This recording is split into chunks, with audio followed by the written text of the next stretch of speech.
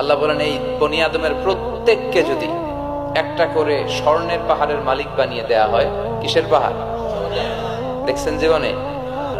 স্বর্ণের পাহাড়ের যদি মালিক বানিয়ে দেয়া হয়, আহাব্বা আইয়াকুনা লাহু ওয়াদিয়ান, একটা করে স্বর্ণের পাহাড়ের মালিক বানিয়ে দিলেও সে চাইবে কিভাবে আরো একটা স্বর্ণের পাহাড়ের মালিক হওয়া যায়।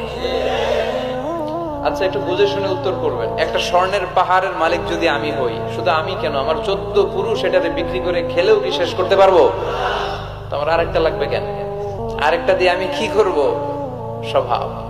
বিষ্ণুই বললেন সবশেষে, হাদিসের শেষাংশে বললেন, ওয়ালাইয়ামলা আফাহু ইল্লা তুরাব, কবরের মাটি ছাড়া কোনো কিছুই মানুষের এই জিহ্বাটারে থামাতে পারবে না। চিৎকার করে বলেন ঠিক কিনা?